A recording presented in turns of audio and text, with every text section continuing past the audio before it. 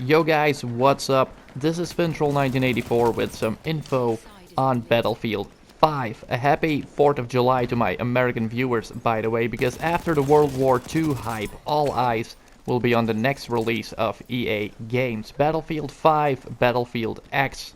It's just a code name for the new Battlefield title that will drop in 2018. Will it be something that involves history? Well, not likely. Will it be modern day? Battlefield 3, 4 and Hardline were modern day versions, but the market will be saturated with the World War II genre, seeing that there will be COD World War II Battalion 1944 and Return to Castle Wolfenstein. So a combination of a modern day setting and an infamous war that has never been covered in a video game might be the ideal situation for EA games, and the original Battle of Iraq under the Bush administration has been something like a forgotten war.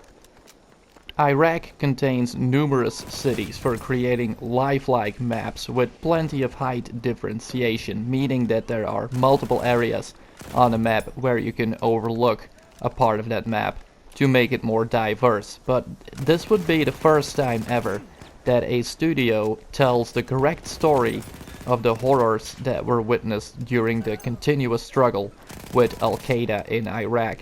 And they could use American veterans as personal narrators for the single player campaign to get the correct storyline and to translate it into a new game. It's the best and most beautiful tribute to people who were involved in this war, as well as their families back home. Tell their story correct, because that is the most important aspect about a video game. Yes, there were female pilots in World War II, and yes, there were female snipers for the defense of Moscow and Stalingrad, yes. But if this means 1% or 2% of all involved troops, you can understand why some people have a problem with the decision of introducing a 50-50 sex choice into Call of Duty World War II, Michael Condrey.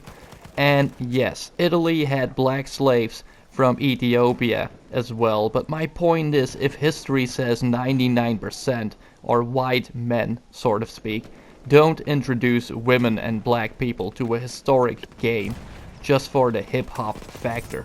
History is important, and the fight with Al-Qaeda in Iraq was one of the biggest events of the past 30 years, since the civil war in Yugoslavia. So my opinion is that it's about time for a first-person shooter in the modern-day environment of Iraq. For years I have been expecting it to come, and if you build it, fans will come, EA Games.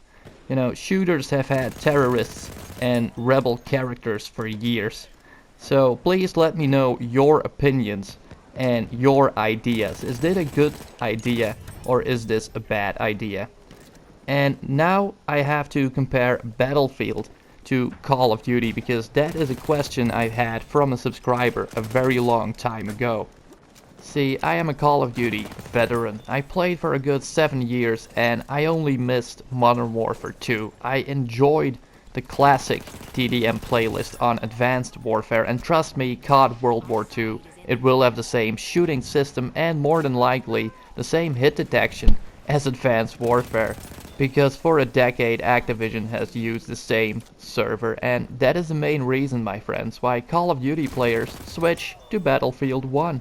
A bullet that hits an enemy will always be registered on Battlefield 1. It has perfect hit detection, flawless, and the details in the graphics are more precise than Activision's details. So these two facts combined, they lead me to believe that EA Games has a more expensive server, while Activision has been stumbling and bumbling for a few years, and unfortunately that only became more clear with the advanced movement. Esports and Activision got a lot of profit from their cooperation, but the server was at the end of its wisdom with Infinite Warfare.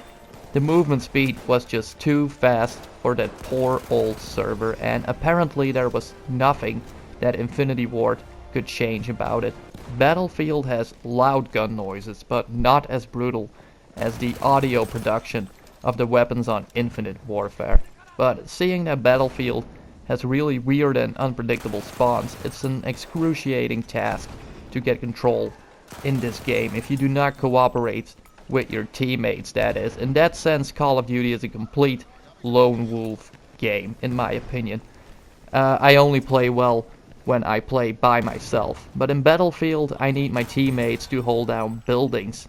But I don't have to wonder if an enemy actually killed me or not. And I can just play stick and move without being concerned about statistics. I'm preparing 2 or 3 more videos to showcase all the weapons that I will not be using during the new history series Finn's War Tales starting half September. And until then, enjoy Beasts of the Wild on COD 4, the road to a 21 KD, and have a happy 4th of July. Peace.